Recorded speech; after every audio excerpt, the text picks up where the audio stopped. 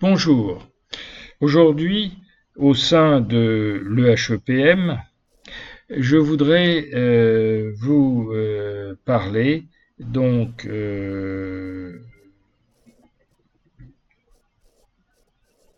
et j'ajouterai EPMI, c'est-à-dire l'École des hautes études en psychologie de la motivation introspective. Pourquoi? Parce que Diel insiste tant sur le mot introspective.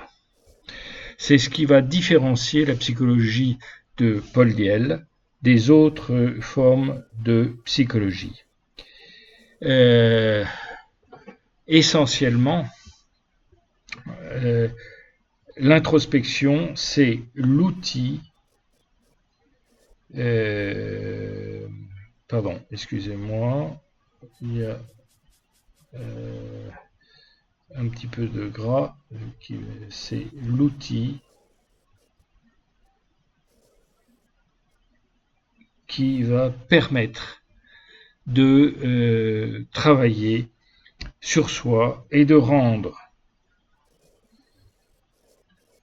plus objectif notre vision du monde. Donc, cette méthode introspective va permettre de lutter contre l'amoralisme, autrement dit la banalisation, d'une part, que vis-à-vis du moralisme, qui est la, je dirais, nervosité, d'autre part. Vous voyez déjà que la loi d'ambivalence va s'appliquer tout de suite sur dès qu'on parle de psychologie, on va utiliser d'une part l'outil introspectif, mais aussi les lois du fonctionnement psychique qui permettent de travailler et d'être exhaustif dans notre analyse. Je vous ai parlé donc d'introspectivité, de l'outil qui va rendre plus objectif, mais aussi donc des différentes lois du monde intérieur. Les lois du monde intérieur qui, on va le voir, vont découler d'une axiomatique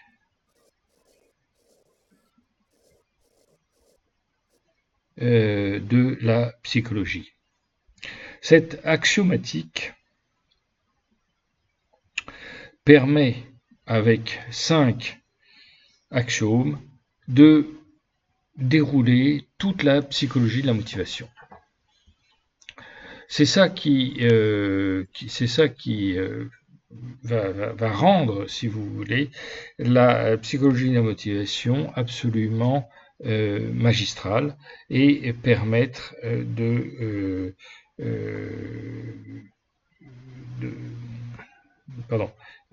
va permettre de. Donc là, on va avoir 1, 2, 3, 4, 5 axiomes qui vont donner lieu aux différentes lois du monde intérieur. Et grâce à ça, on va avoir d'une part, on aura l'outil introspectif, ici en bleu, et les lois d'autre part. Je peux mettre le curseur en rouge, ça sera, voilà, ou en bleu. Vous avez d'une part les lois et d'autre part l'outil introspectif qui est là. Et entre les lois et cet outil, eh bien, on va pouvoir rendre notre vision plus objective.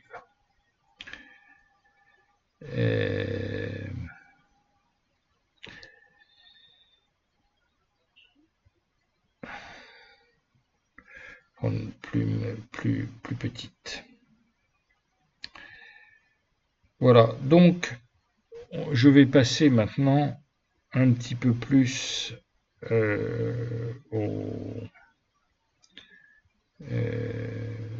excusez-moi, on va effacer la partie 2, la page 2, aux différents axiomes. Donc les axiomes de la psychologie de la motivation. Je crois que pour bien les montrer, on va utiliser deux choses. D'une part, je vais vous faire un petit schéma, et grâce au schéma, vous allez mieux comprendre ou positionner pour ceux qui apprécient les schémas et ceux qui préfèrent avoir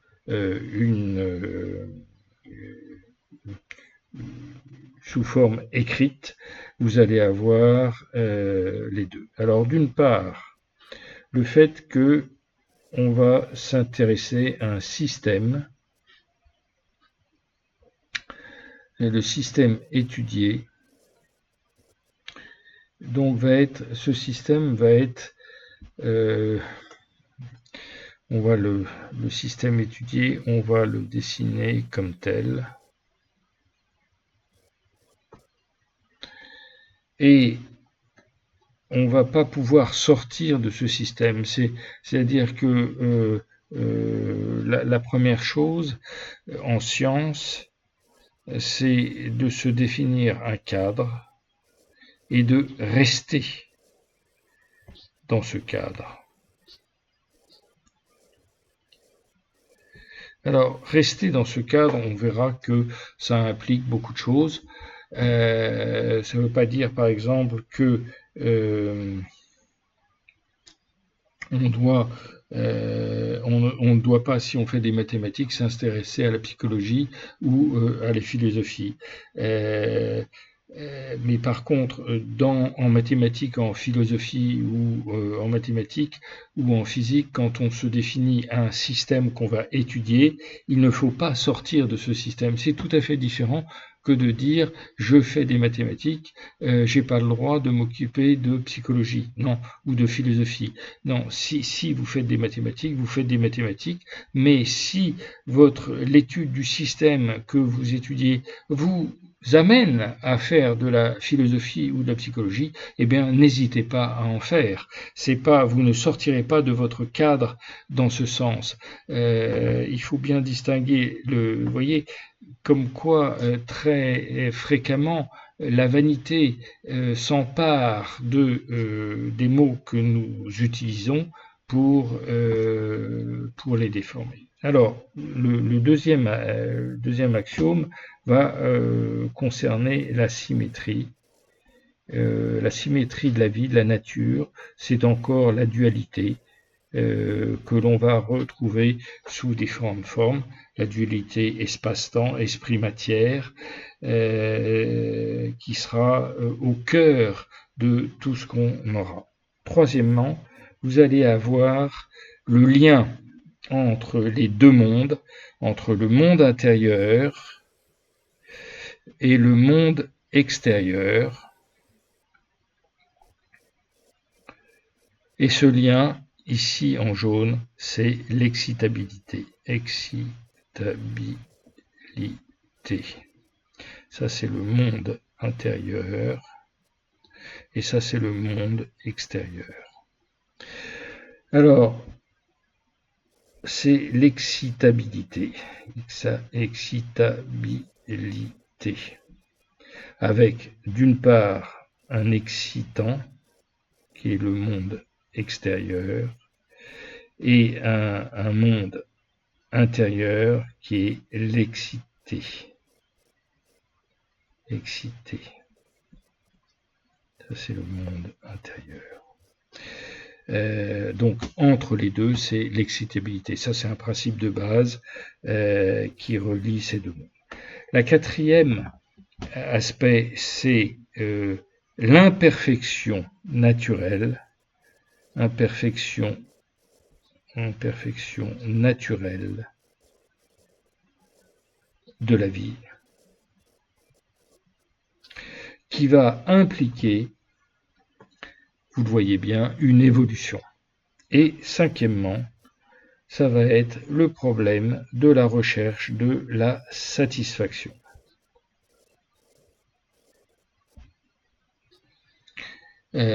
Tout système, quel qu'il soit, système vivant, va rechercher sa satisfaction. Alors, on va avoir, voilà les 5 axiomes que nous avons. On va parler d'un système, on va parler de la symétrie de ce système et de sa dualité. On va parler de l'excitabilité qui est le principe fondamental qui relie le monde extérieur au monde intérieur. On va parler de l'imperfection naturelle de la vie et on va parler de la satisfaction. Avec ça, on a tous les ingrédients pour pouvoir présenter correctement, si vous voulez, la psychologie et s'occuper du monde intérieur. Vous avez horizontalement les deux aspects. L'aspect, je dirais, essentiel, l'affect et l'émotion, avec le problème de l'énergie. Et vous avez en regard, je dirais, l'inertie, en anglais c'est momentum, l'inertie, l'accidentel et la représentation. Donc, c'est-à-dire le côté donc cinétique de la vie. Voilà les deux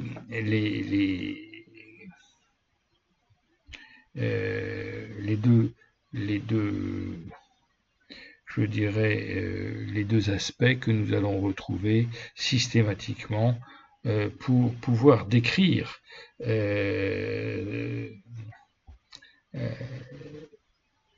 et s'occuper du système qu'on aborde, qui est le système de du monde intérieur. Essentiellement, on va s'intéresser, le système étudié, c'est celui du monde intérieur.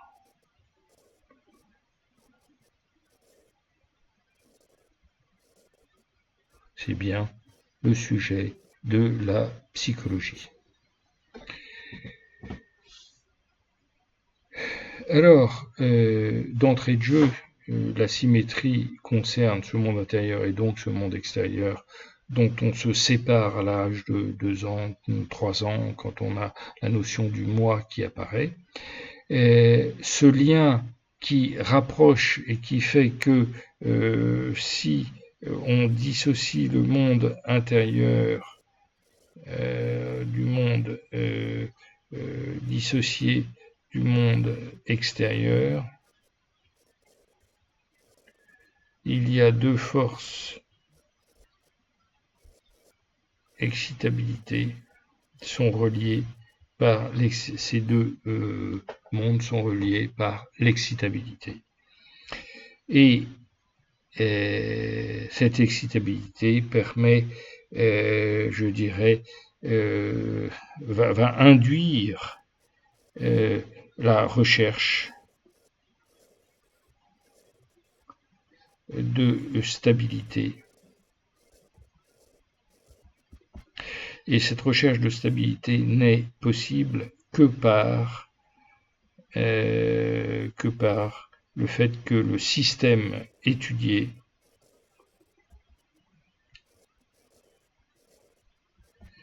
est un système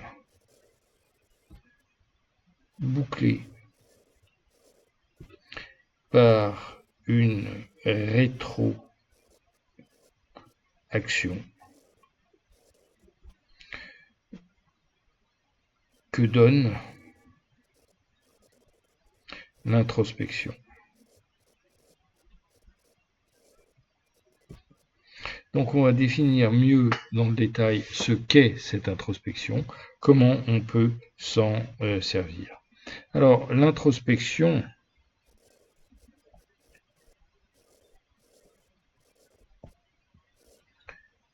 l'introspection, c'est essentiellement basé sur la mémoire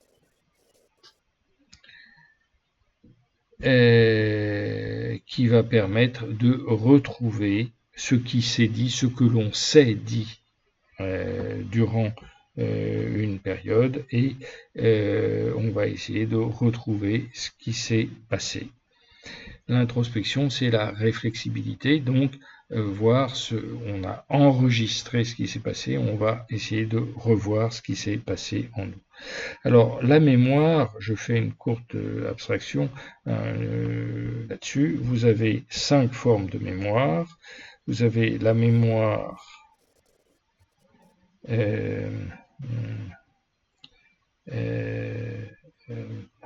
des sens, la mémoire perceptive.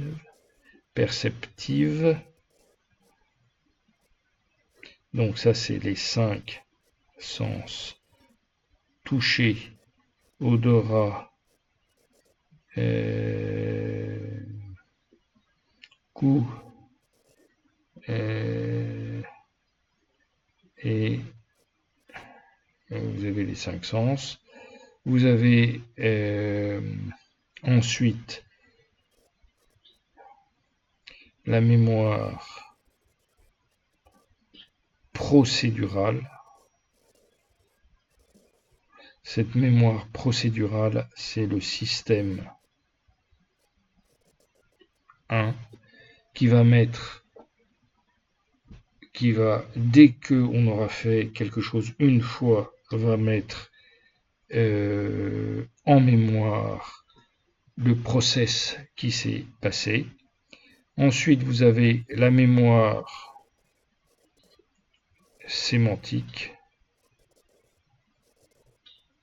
celle qui permet de faire correspondre comme un dictionnaire le mot leg en anglais au mot jambe en français.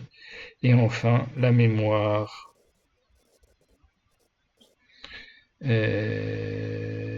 épisodique, qui est le fait de tous les événements, de relier tous les événements, quand est-ce qu'ils se sont passés. Donc là, vous avez le temps et le lieu. Là, vous avez uniquement la sémantique, les concepts. Au niveau de la mémoire procédurale, c'est tout le cheminement que le cerveau a fait lorsqu'il a délibéré, c'est-à-dire il s'est libéré d'un conflit. Et la mémoire perceptive, c'est tout ce qui est une mémoire qui est, comment dirais-je, elle est implicite. Mémoire implicite. Mémoire implicite. Alors la mémoire implicite, cette mémoire implicite concerne les 2 premières, et les 2 suivantes sont des mémoires explicites.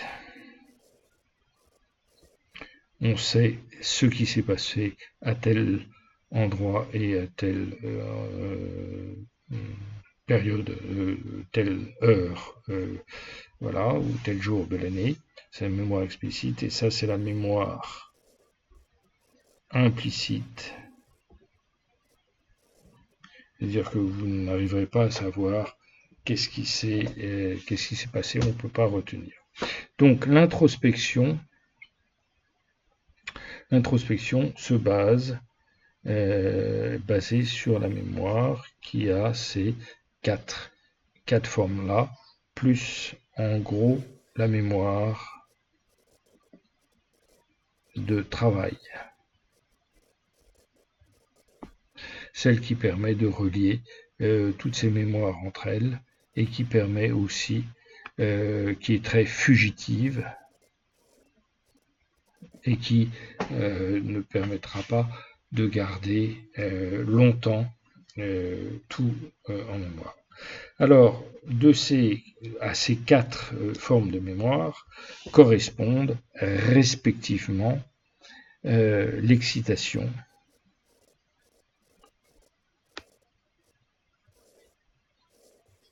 qui se transforme en désir, qui va se transformer en motif et enfin en action. EDMA, pour ceux qui ont fait déjà de la psychologie avec moi, ils vont reconnaître. Donc excitation, désir, motif, action, qui sont des noumènes. Les noumènes, c'est les objets du monde intérieur.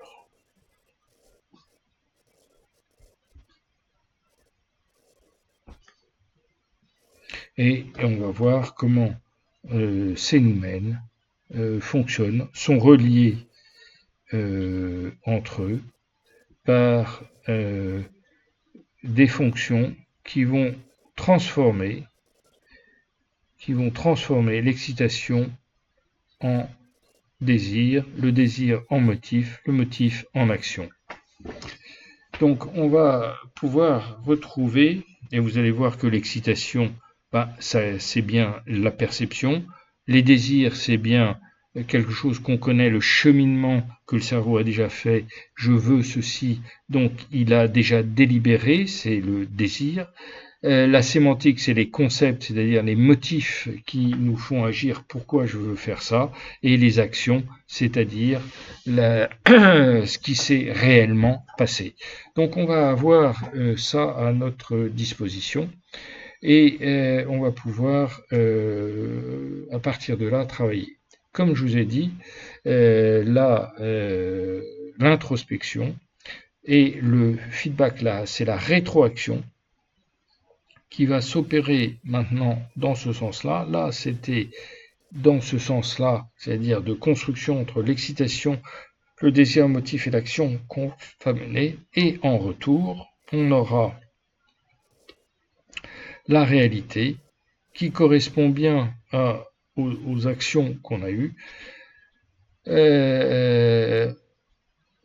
Donc, réalité. Ensuite, on va avoir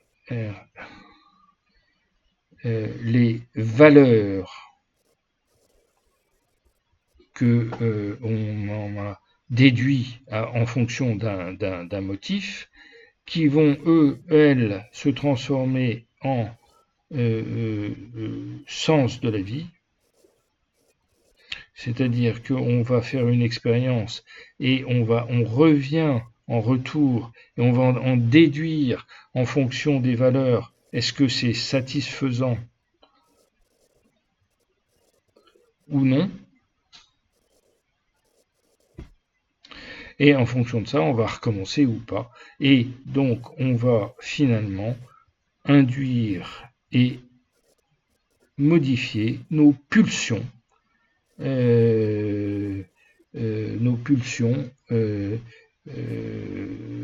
qui vont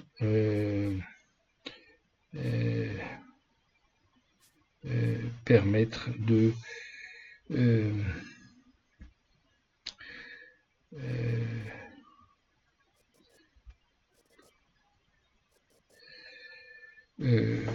changer nos excitations et qui vont directement impacter la forme des excitations. Est-ce qu'on sera sensible ou non à certaines excitations? C'est-à-dire que si vous avez bien mangé, eh bien, vous ne serez plus excité par une boulangerie.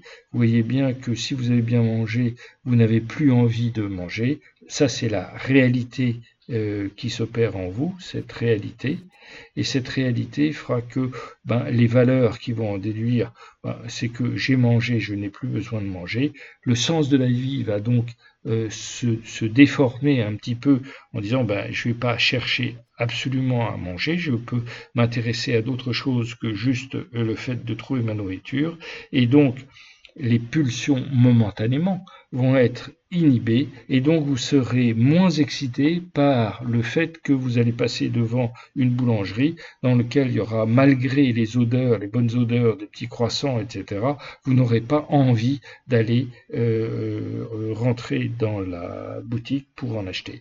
Donc vous voyez que tout ça, ça se tient aussi bien sur le niveau, au niveau du soma avec la mémoire, que au niveau psychique, au niveau donc du fonctionnement psychique,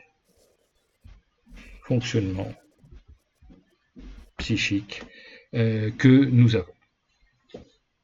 Voilà, c'est un premier cours très rapide qui vous montre un petit peu comment on va pouvoir aborder la psychologie petit à petit et la développer en partant justement d'axiomes et petit à petit de construire tout le fonctionnement du psychisme tel qu'il est. Merci de votre attention.